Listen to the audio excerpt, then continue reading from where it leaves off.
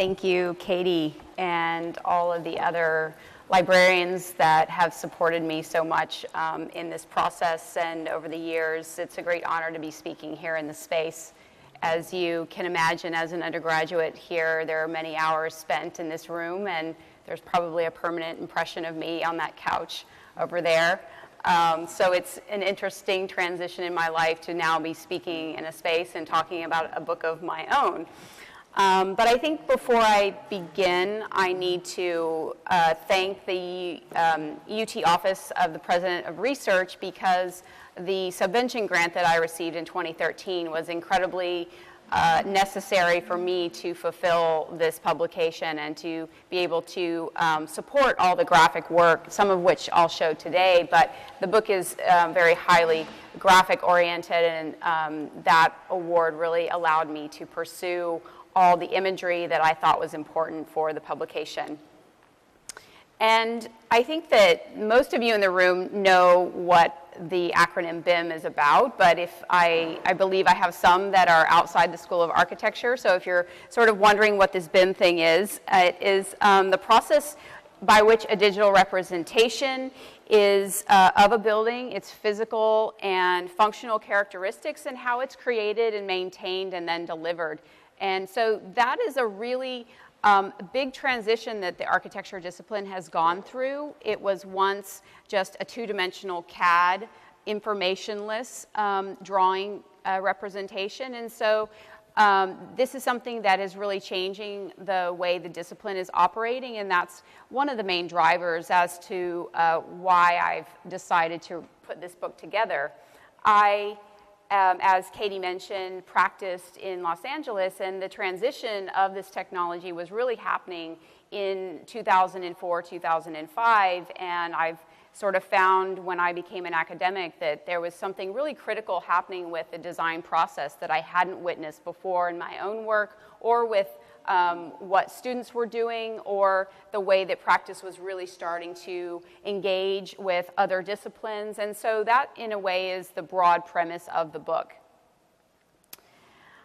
I broke the book down into multiple topics, and so in a way it's about the way all of you architects and designers, but also you as human beings, as species on the planet, engage in this process, and how every single point of data that you're collecting right now in your pockets is part of this process, and then how it's starting to influence the form and the material design articulation of architecture, and start to lead into collaborations that have yet to be really fully fleshed out, but are starting to be generated because of this process. And then lastly, I want to speak more to the title of today's lecture, which is Archiving the Digital, the Information Model, because the last two chapters really start to look at what the lifespan of the BIM model is. How far does it go into the process of not only post-construction, but the life of a building and its post-occupancy. So I'll be breaking those down and talking really briefly, I think, about the first 6 chapters, and then maybe engaging a little bit more into the last ones. And in this process, it allowed me to not only think about the idea of archiving, because if we know that term, it's in a way the historical documents that we can go and research in the library, that we can draw from many years prior of work. But with digital scholarship, which I'm really glad to see that the UT Libraries is supporting, is much different, because there is no historical documentation. It's for the digital scholars of today. Your generation, in fact, are going to be really generating what we understand as the archive. But at the same time, the archive is something that, again, reflects back to this post-construction document that lives on because of the way that the digital process, data information gathering, doesn't ever sort of stop and get shelved as a hard copy. It can continue in that virtual realm. And so these are some of the folks that I was able to give cold calls to or touch are catch up with old friends, some of which I know quite well, some of which just were very excited to talk to me about BIM and information modeling and how it's very much affecting the design process and their own design process.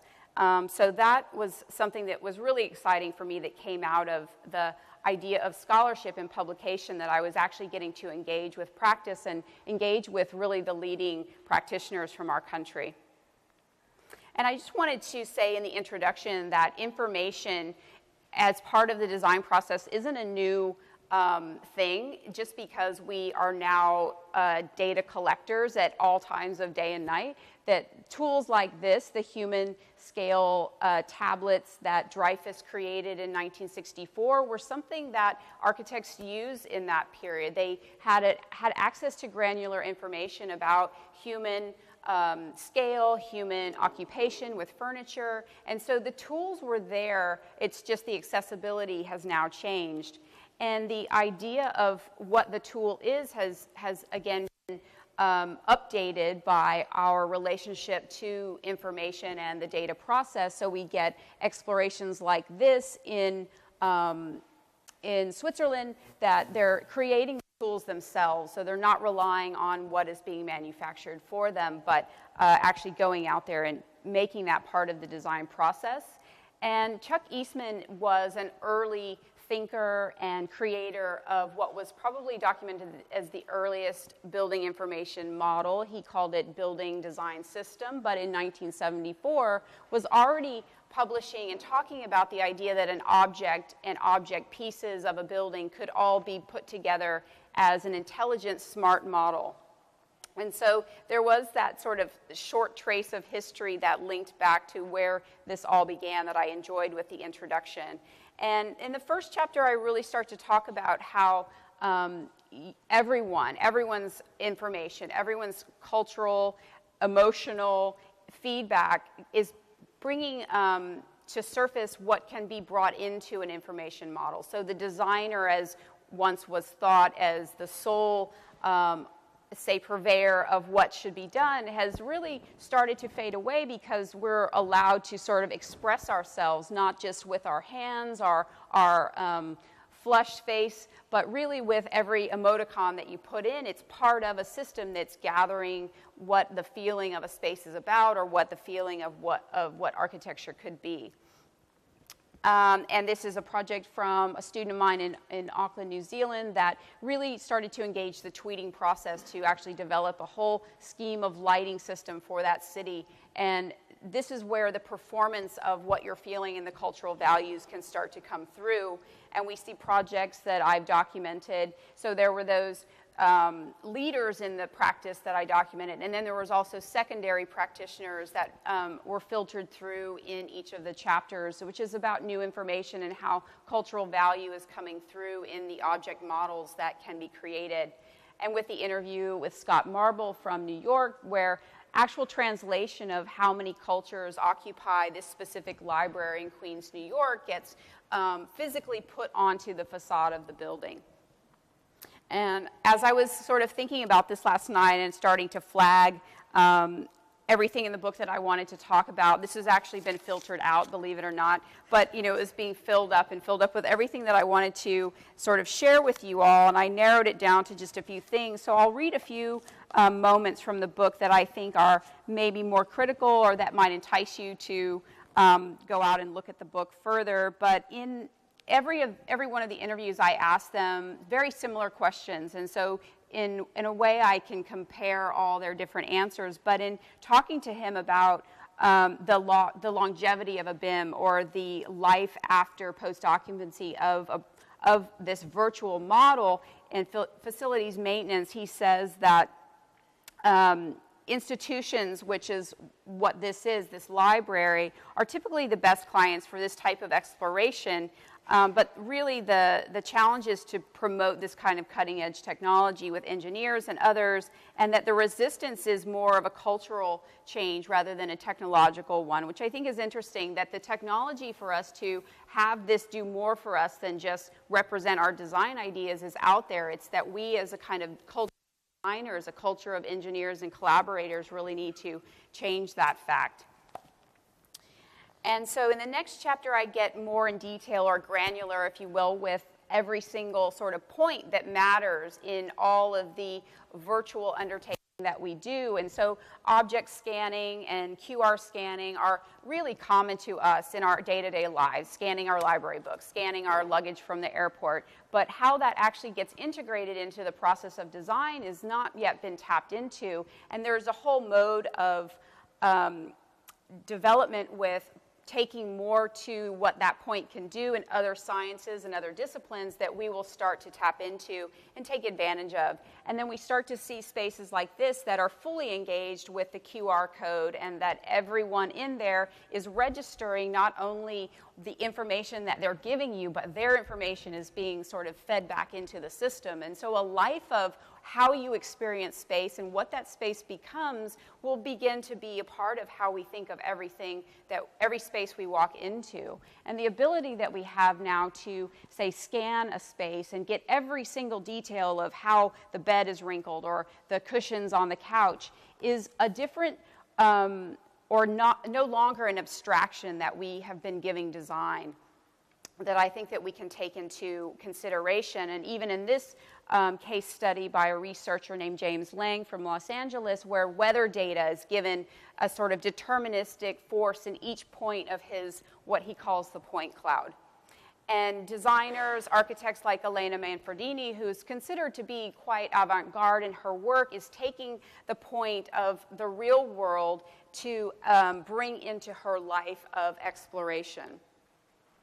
And then the next chapter really goes into the ability of the information model to not only, say, abstract or collect this, say, factual data or weathering systems, as I mentioned in that last project, but where the BIM actually creates this crossroad between in the environmental factors and design formal choices as either this automatically based, like real-time data, the quantification of what is out there that is becoming incredibly and highly accurate, but then there's this arbitrarily derived aesthetic narrative that can go along with it. So in many ways, designers are using this factual quantitative information to start to develop their qualitative spaces. And so there's this relationship of subjectivity and objectivity to how the information is being handled and treated. And these are both projects from Australia that are using the sun conditions to, say, form a space, form the massing of the building. But then there's also all these qualitative choices that you have to make as a designer of the information model. And the case study in that chapter with Jean Gang was incredibly interesting because she has such a reputable firm. This is the Solar Carve project, which we'll soon see on the High Line in New York, and how that form was created by the angles of the sun, very direct relationship to what the data quality or quantity was, but that it's really about the ideas in her mind that starts to drive or starts to really take into consideration what a design should and can be. And so there's this, in a way, disconnect between how much you take from the information model and how strong you hold yourself as that designer.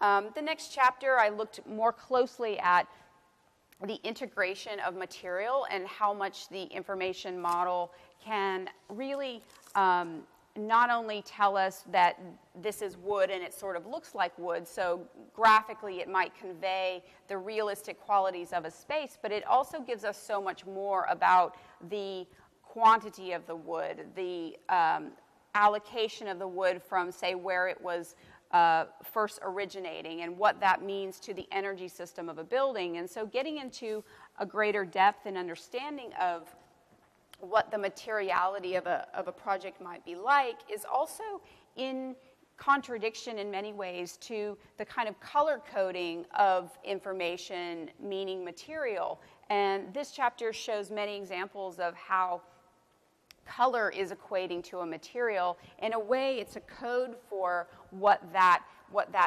material or that object might be about. But as much as we're getting closer to the reality of the material, the representation is being pulled back much further to an abstraction of color, especially in this particular project, Biomorphosis. That is a formal tower. It's going to be the highest tower soon to be in Paris, but that all the color coding and panels of this project were broken down into this rainbow effect of deformation and quantification that has little to do with the metal system or glass system that it is. And we're talking with Julie Eisenberg in Los Angeles. She, again, works a lot with color and pattern, but there's this direct delivery of what that means and how that comes through her work. So it doesn't reside just in abstraction in the information model, but actually comes out in the reality of her work, which you'll see in her projects. And also working with pattern quite a bit. And they all had a lot to say about the experience of how the BIM model is changing not only their design process, but the construction process in relationship to all of the people that they're engaged with. The next chapter talks a lot about the sort of relationship of technology and art when it comes to conveying, say, land surface and land surface building. That kind of formalism is actually being translated quite a bit, and I think it has a lot to do with the relationship to the information model and what that is doing to the process, because we're mapping in a very different way. Our cartography has been so advanced and developed by the database process, and that we're starting to engage those other sciences of geology and geography so much more, and how that might start to become part of the building and making the building like the earth, and how much we can do that, whether superficially or not, and still sort of be integrating all the aspects and characteristics that an information model can give us, so that we're really thinking about this as built space, built work that we can, in this instance, walk upon. The Oslo Opera House by Snow Hedda is quite a famous project because it's engaging into the waterfront of that city, but it's also acting as this sort of monumental rock, or that kind of geomimicry that architecture is trying to be. And that's some interesting work, again, from my students in New Zealand that looked at the geology of that city, very volcanic in nature, to identify certain nodes that the information model really allowed them to explore almost the DNA of what that mapping could be about. And the Harbin Cultural Island, which is by MAD Architects, we will have Ma Yansong speak on Wednesday in Jessen Library, which I encourage all of you to attend as well. He is a colleague and friend of mine from my graduate studies at Yale, and so he was one of those case studies that I could sort of call and say, Ma, will you be in my book? And he said yes, of course. And so it was good to sort of be able to reach out to practitioners and friends that have been engaged in this and have never really sort of thought of its direct implication to design that I'm bringing up through the book. And so part of the geomimicry discussion is about the ability to actually to construct these mountains of our buildings, and that constructability is something that the BIM process really enables, and so designs are then being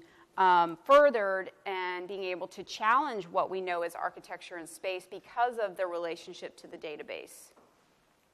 And Greg Lynn is one of the sort of early thinkers in terms of like alternative technologies for architecture and how you can challenge form in what you do. And again, I brought the question up to him about the afterlife or life cycle of a BIM model and how he imagines it being incorporated into, say, facilities maintenance projects or things of post-occupancy, which is a very strange question to ask Greg Lynn if you know his work, because it's, again, very, in many ways, avant-garde to what the norm might be considered. But he actually was really engaged with this question, I think, more than any of the others, because he said that the relevance of the BIM model is actually going to be changing dramatically in the future, because we're going to have to not only be considering the user group that us as human beings have with space and architecture or form, but how do we start to map out and engage with the robotics that will be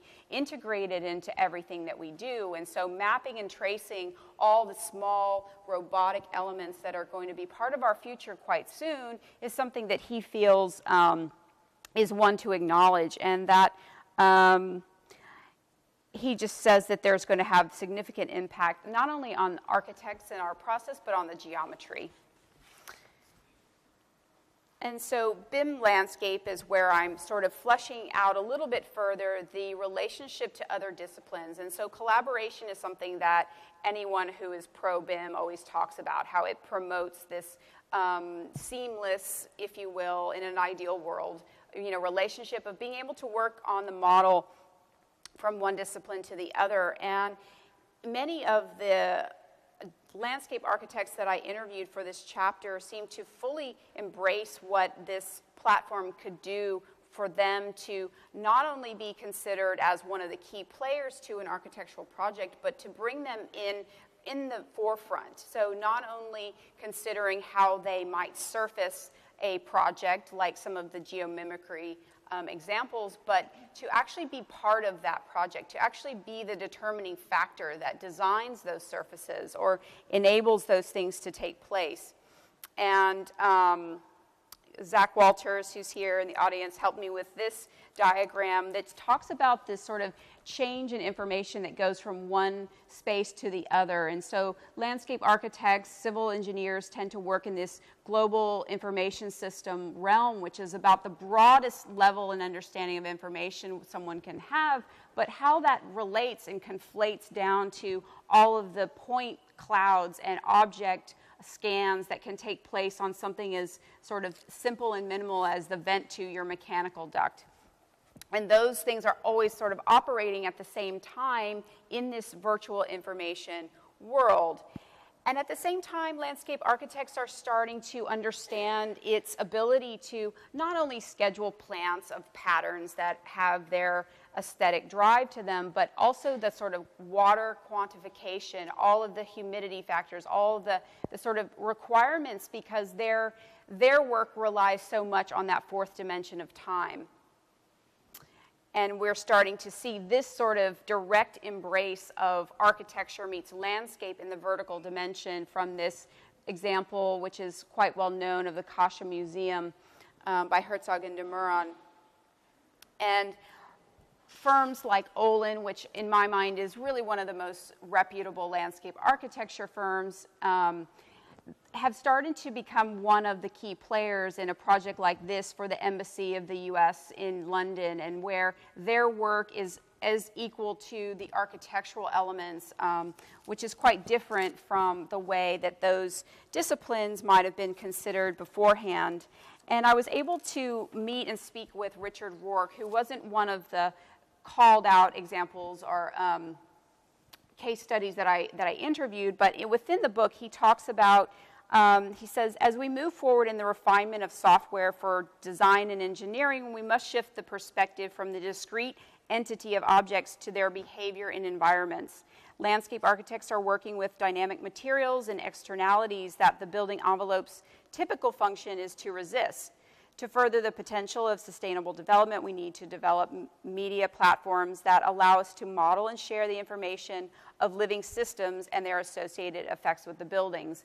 And that's where the information model, and that's why I tend to leave off the building part of the BIM acronym, is that we're really going to be modeling everything that we do. Everything that happens with the food that we put out here today would have been modeled, and every piece of, say, food or elements that went into the food would be modeled. And so it's a degree of integration that we haven't really understood yet will start to take place.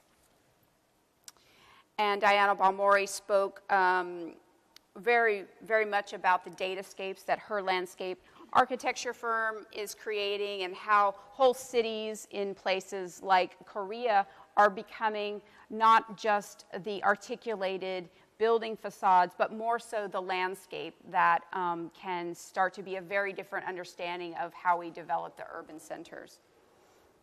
And so this is where I start to focus a bit more on the actual archiving of the information model and what that means to the discipline, but also what it means to data collection in general. And so thinking of what a data center might be, if you probably have never seen one or don't know what they are potentially, but you know, everyone's computer, everyone's phone, everyone's data collection is actually being stored in a physical reality, and that building typology, which is quite new, is actually going to what is considered triple in quantity over the next 2 to 3 years. And so we will start to see this data collection. We will start to see this typology pop up, not as separate entities, but integrated in more spaces than we're considering right now.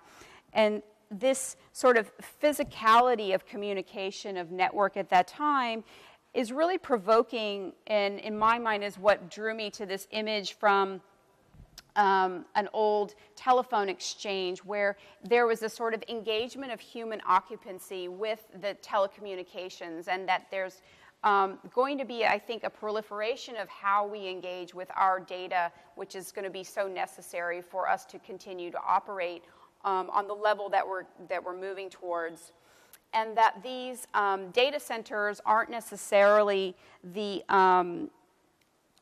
the popular opinion is that the hidden, and that where the data lives, we don't really know where that is or what it's about, but they're becoming, the more I sort of researched them, the high design of them is something that's actually really quite surprising. And so this one, which is buried in a mine 30 meters below the ground, has got this kind of Ken Adam-esque high sci-fi sort of feel to it, and there's going to be this proliferation of them, and they're going to become either performance-based for reasons of sustainability or performance-based for how they engage with alternative typologies. And so you see here in a proposal where the data center is all below this theater space and everyone above is sort of watching these two dancers move across a glass floor. But you think about the performance. Is it the performance of that theater arrangement, or is it the performance of the data that has to be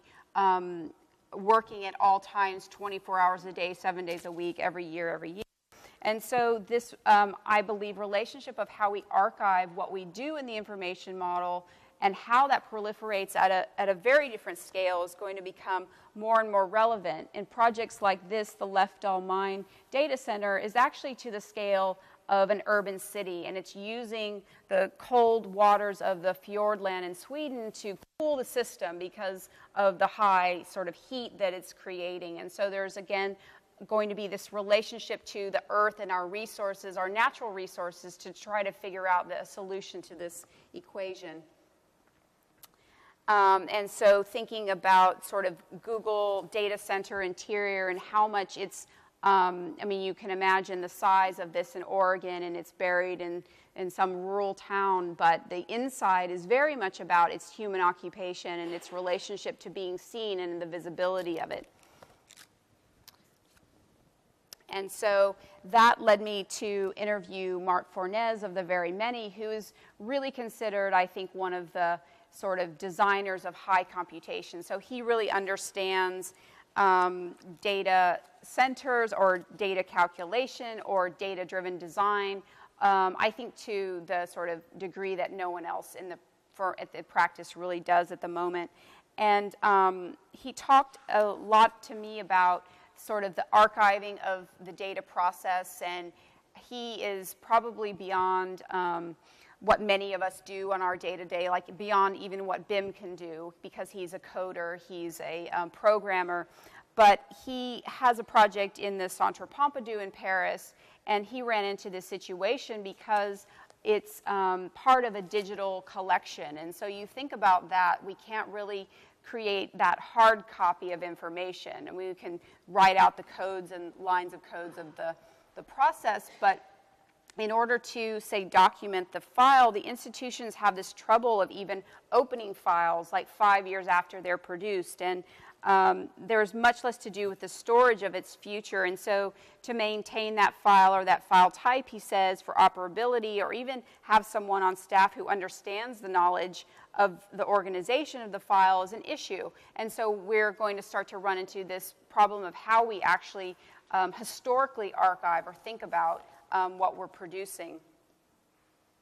And this is a project of his in Edmonton, and his work is very much parts-driven and really challenges the notions of structure and space that we know in architecture, which I find really fascinating. And it was terrific to talk to him. When we talked about archiving, Katie and I were, discussing this issue of what you do with digital files that are in a way becoming outdated, but then also what do I do with all the information that I've collected from this book, because he had so much to say that his interview lasted about 4 hours longer than everyone else's. And so there's a sort of archive of the archive of this that is to be considered as well. And in the last chapter, I talk about, the scale of BIM. Who owns the model after you produce it for a project? Is it the client, or is it the architect, or is it all the engineers that worked on it? Does it have a life after its post-occupancy, which I've touched upon with some of the other projects? But also there's this sort of national and global archive of everything that's being done. So in many ways, there is a sort of collection happening already because of the requirements of most major cities, of most major projects, to have it done through this process. And so the building information model is, in my mind, sort of reminiscent of Brodsky and Uten's columbarium, where old houses were meant to go and die because of the modernist wrecking ball, and that we will somehow have this collection of our world, a collection of our BIM models in a space that is virtual, and that we will have an experience very similar to this, of everything that is virtual being sort of categorized or cataloged in such a way. And we're starting to see already the examples of where not only this world above the surface of our top surface is being modeled and developed and archived, but that there's an entire underworld of cities like Las Vegas that are modeling their infrastructure so that operators like firemen and policemen know exactly where these sort of infrastructure pieces are accessible sort of lines are maintained. Or we're seeing sort of examples like this amazing model of the London Victorian Station, where an entire world of understanding is all below ground. And then even projects like the Sydney Opera House, which is this iconic architecture, is being put through the BIM process so that their facilities maintenance can all be operated on through the information model. And that's what I'm saying about this facilities maintenance aspect to the archive of the document itself, that it becomes the actual artifact that tells the building what to do intelligently. And this is the project that has just recently been opened by Frank Gehry in Paris, and I was able to speak with Dennis Sheldon about this because he is really the CEO of their data management and structure, and someone that I worked with while I was there, about the relationship and the collaboration and the scale of this building. And so at any given time, there were 200 architects working on this project all over the world. So all these models were coming together daily, hourly, and had to speak to each other for that clash detection and scale that we now know is a global project.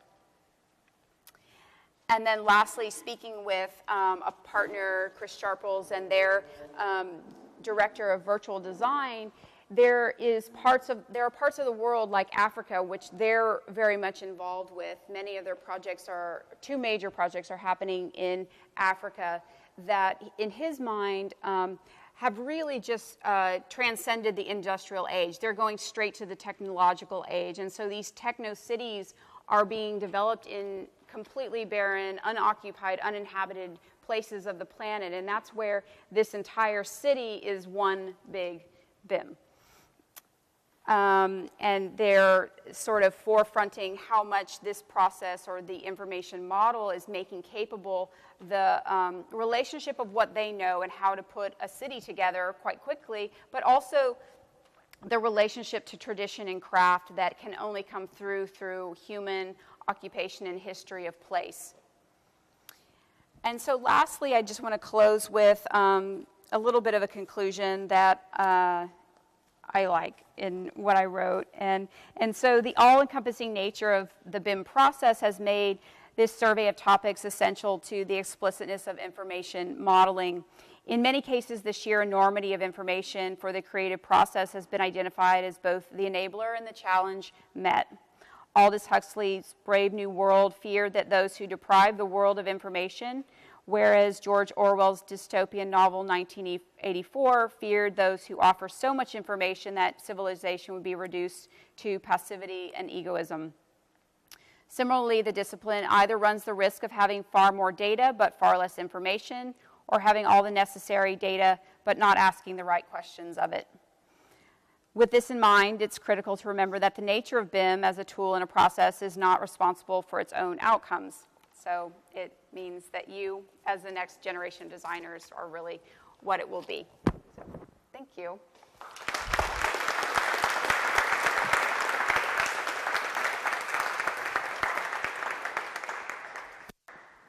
And I'm happy to take a few questions if anyone is interested in asking or wanting to know more. Whew, good.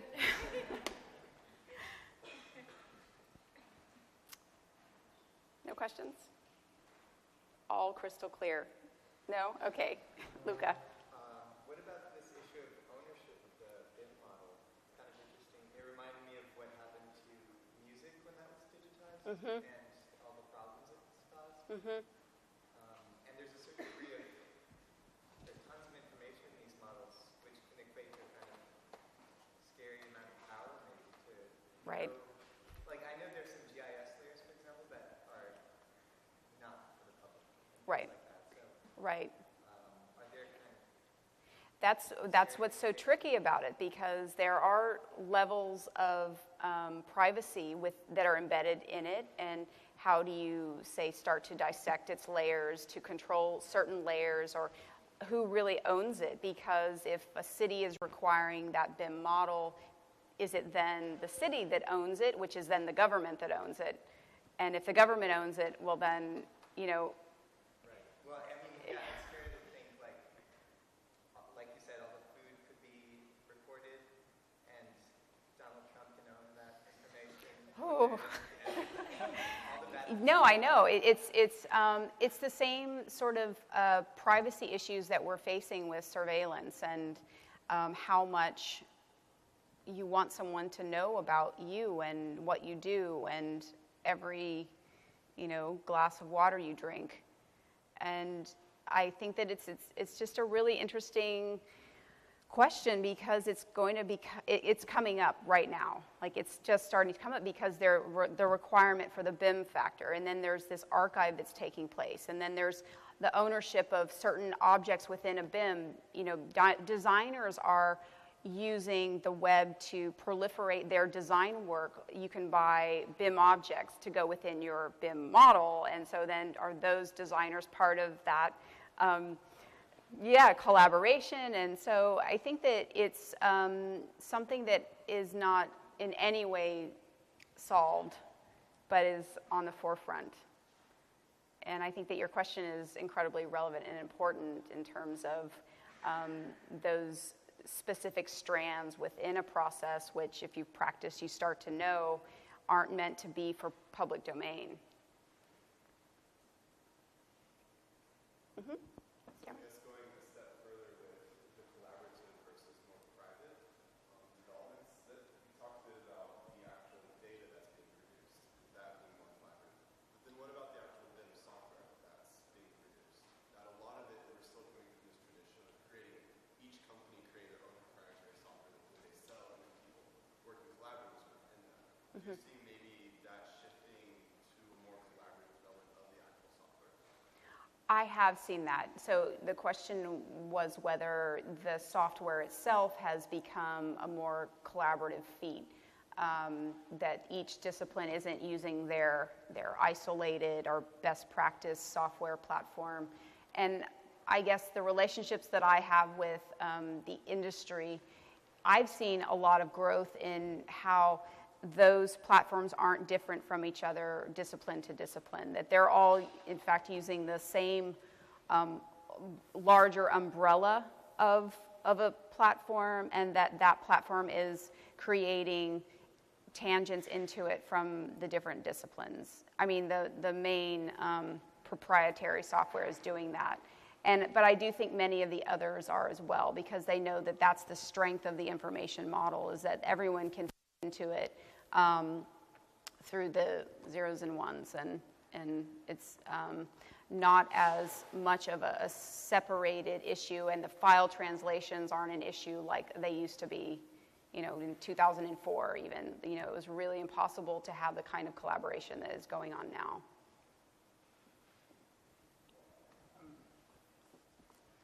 Do you think BIM will have the predominance that AutoCAD has on the field today at one point? And if Yes. so, how is that going to change the core curriculum of what we learn in school? I think, just as I mentioned with what we choose to evaluate in terms of what's important to our design, that's shifted. We've gone from just knowing that line and offsetting it means wall. We now know that a three-dimensional extrusion of that wall means dimension in the 3rd or 4th degree, even the 5th degree. We understand a bit more about construction because of that. And the more that it becomes, I think, a bit more accessible or user-friendly to everyone, right now it's at a level or a caliber that many of the professionals are trying to grapple with still. And so when it becomes as easy as AutoCAD is, say, we will start to engage those other behaviors that Olin mentioned, that we're not only going to be identifying the importance of this wall and this sidewalk meeting each other, but what is the simulated environment that happens because of those two things coming together. So I just think that we'll be able to tap into, what the food was made of, and where did it come from, and how much did you eat versus how much Luca ate. Yeah. I think post-occupancy evaluation is very interesting, but maybe something that is easier to understand when it's easily measurable, such as an energy consumption or the amount of water use in the structure. But when it comes down to architecture, I think we're also selling a certain, especially depending on certain architects, but a certain level of iconic architecture or iconic work. Are there any architects that are using social media data or anything like that to sell their buildings, such as the Arc Eagles designed the most Instagram building of 2014, and you want to be a tenant in that building? Has that come to the forefront at any point, or is that still to come?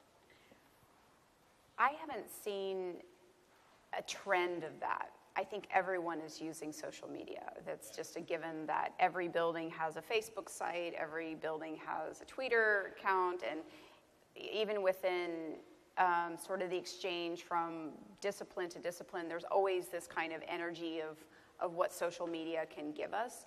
But whether or not a user group is based solely on its number of likes or tweets, I haven't seen that yet, but I also think as the social media realm develops more, it's going to be a different entity than we know it to be. It's going to be much more than just something that's coming from our phone. And so in that case, the idea of event, like you mentioned, will in a way be a factor that would be considered from the designer's point of view. What is that selling event about? I think that it's something that isn't happening now, but that at least not to the kind of ubiquitous scale that I think you're talking about. With iconic buildings, of course, they're like the big openings or groundbreaking ceremonies, but I just think that on more of a day-to-day basis, that technology is going to evolve and we will be catching up to it as designers. Ashley. So at some point you were talking about the data centers and them and relating and building maintenance, and that potentially the buildings would have robots for maintenance, and thinking like a lot of the data centers are underground and they're only meant for human occupancy in terms of maintenance. So I was wondering if you see at some point in the future we will be making buildings that have no human relevancy or occupation in mind, and if you think that architects will still be designers of those buildings.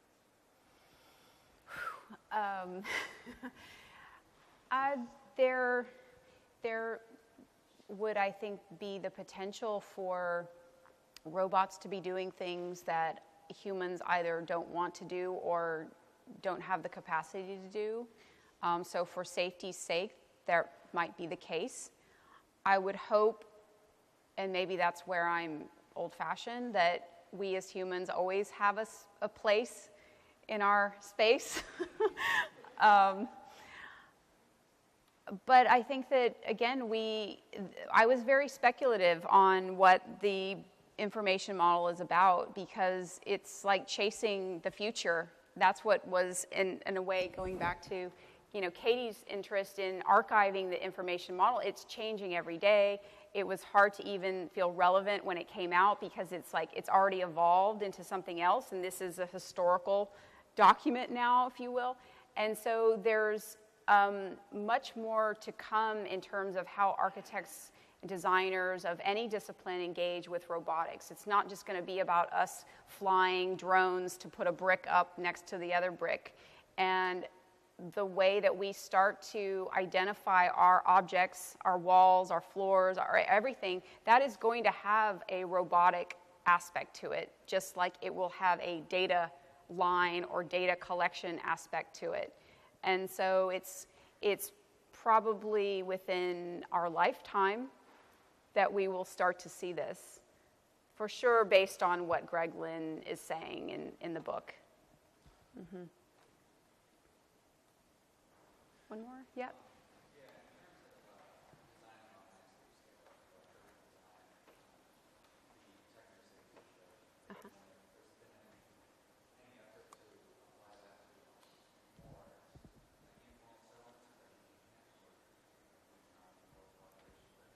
Mm-hmm.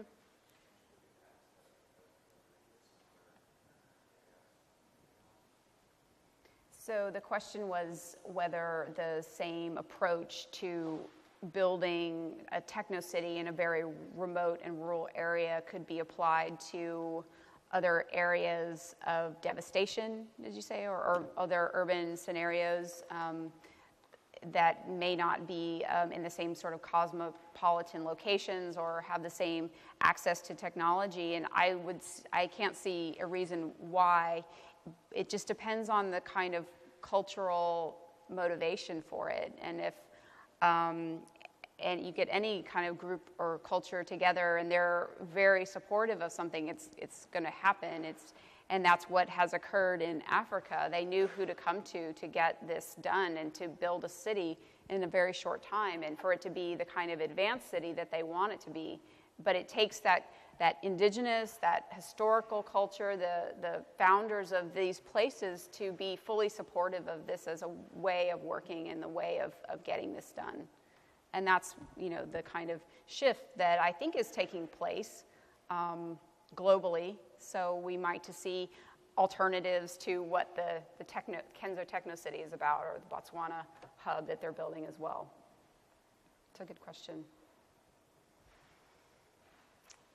Okay, there are a few books for sale if anyone is interested, and I think that there are a lot of cookies left, so please take some of that, and thank you all for coming. It means a lot to me to see some known faces and some that I have never met, so thank you.